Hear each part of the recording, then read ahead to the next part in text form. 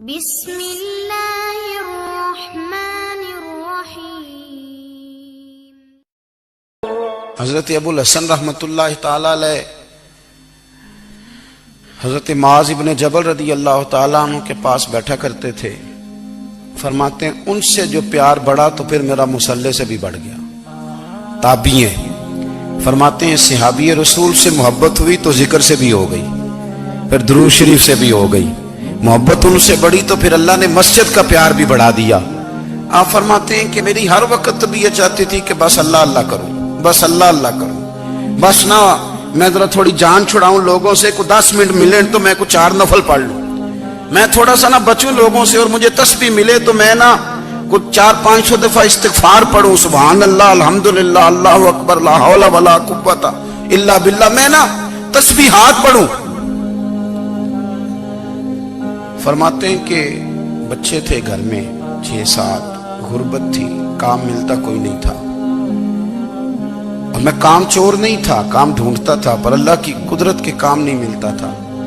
فرماتے ہیں کہ میں نے ایک دن اپنی اہلیہ سے کہا کہ آج میں پھر جاتا ہوں کام ڈھونڈنے، تو میری بیوی بڑی فرما بردار تھی، پر اس دن نہ غربت کے ہاتھوں تنگ آ کے کہنے لگی آج نانا کوئی تو چیز لے کے آیا، تو مجھ سے بچوں کی بھوک نہیں دیکھی جاتی، یہ سب روگاں دا روگ محمد جس دا نام غریبی، کنڈ بلا کے لنگ جاندے نہیں دوست یار قریبی، آج نہ کچھ لے کے آیا تو میں بچے لے کے میکے چلی جاؤں گی۔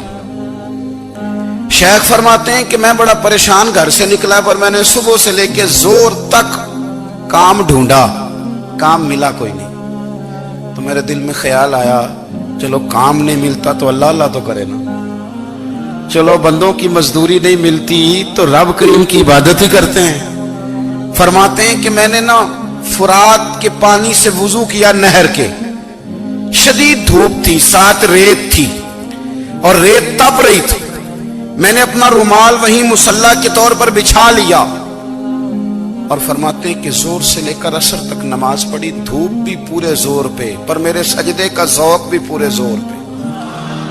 فرماتے ہیں سورج بھی چمک رہا ہے اور رب کی عبادت کا ذوق بھی پورے زور پہ، میں سجدہ کروں تو پھر میرا اٹھانے کو جی نہ چاہے۔ میرے استاد لکھا کرتے تھے، یہ ان کا شعر ہے، وہ کہا کرتے تھے مجھے سوز دے، مجھے ساز دے، اور مجھے نیم شب کا نیاز دے، دم سجدہ خود کو میں توڑ دوں، مجھے ایسا ذوق نماز دے، اور میں تیری بہار کا پھول ہوں، میں کھلا بھی ہوں تو تیرے لیے، مجھے میری شاخ سے توڑ لے، مجھے اپنی زلف کا ناز دے۔ بھائی فرماتے ہیں کہ عصر تک میں نے نفل پڑھے، دل ڈھلنے لگا، عصر کی نماز پڑھی اور میں وہاں سے چلا۔ اب میں جب نکلنے لگا تو دل میں خیال آیا کہ چھوٹی چھوٹی دیواریں ہیں گھر کی، بغیر کچھ لیے جاؤں گا تو بیوی دور سے دیکھے گی تو شور کرے گی کہ پھر خالی ہاتھ آ گیا ہے۔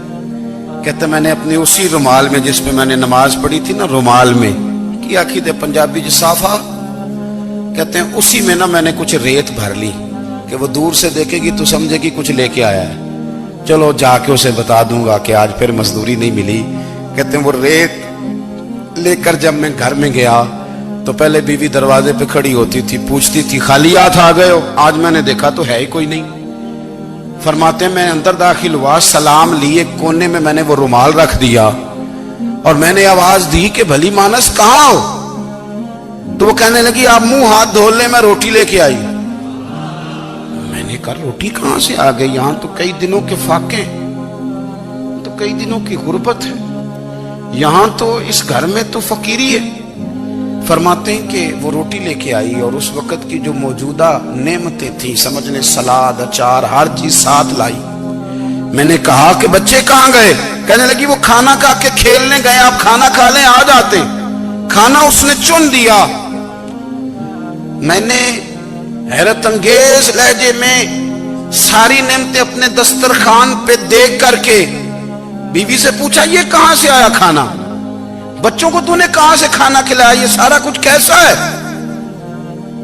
کہنے لگی پتہ نہیں آج آپ کس کریم کی مزدوری کرنے چلے گئے تھے، پتہ نہیں کس کریم کی، میرے گھر میں تو اتنی نعمتیں آئی ہیں کہ مجھ سے سنبھالی نہیں جا رہی، اتنا اناج ہے، اتنا گندم ہے، کس کریم کے دروازے آج چلے گئے تھے؟ یہ کہتے کہتے وہ اٹھی और उठ करके कहने लगी पहले बड़ा कुछ आया था, अब क्या ले आए हो? और जा करके ना उसने वो रेत वाला रुमाल खोला, कहने लगे मैं तो लेके आया था रेत, तो मेरे रब ने उसे भी सोने और हीरे बना दिया था।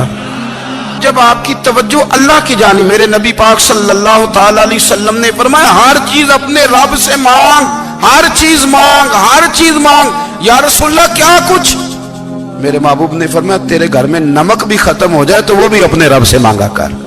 तू मांगना, वो तुझे देगा। तू उसकी बारगाह में कशकोले तलब दराज तो करना। और तिरमिजी शरीफ में अजीब लफ्ज है, रसूल कायनात ने फरमाया, रब करीम फरमाते हैं जब मेरा बंदा हाथ उठाता है ना तो मुझे हया आती है कि मैं खाली कैसे लौटा दूं इसके। इतने बड़े बादशाह की बारगाह में। ओ भाई, लोगों से इज्जतें तलाश करते हो तो वो क्या तुम्हें इज्जत देंगे? वो तो कल अच्छा कहते हैं, परसों बुरा कहने लग जाते हैं। लोगों के सामने गुड बुक में आना चाहोगे तो वो तो सवेरे तुम्हारे बारे में कुछ कहेंगे, शाम कुछ और कहेंगे।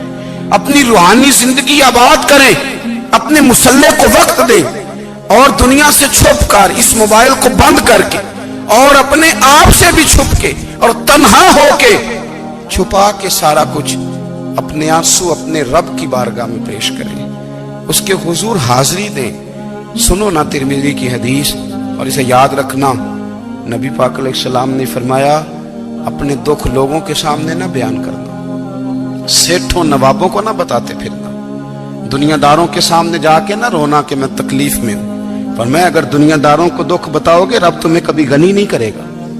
और लोग हैं कि उल्टा मजाक उड़ाएंगे। आपकी जिससे बड़ी पक्की यारी है ना, पक्की, वो तब तक पक्की है जब तक आपने 50,000 मांगा नहीं। और जिस वक्त आपने कह दिया कि मैं मजबूर हूं मेरी मदद कर, तो फिर खत्म हो गई दोस्ती। लोगों की ताल्लुकात आपके साथ तब तक हैं जब तक आप उनसे कोई जरूरत वाबस्ता नहीं करते। करीम महबूब फरमाने लगे बंदों के सामने दुख ना बयान करना, अल्लाह तुझे कभी गनी नहीं करेगा। तू अपने दुख अपने रब को बता, तू दुआएं मांग, तू उसकी बारगाह में हाजिर हो, तू उसके हुजूर अर्ज कर। फरमाया अपने दुख अपने रब को बता, वो जल्दी करे या देर से करे तुझे सारी दुनिया से बेनियाज कर देगा।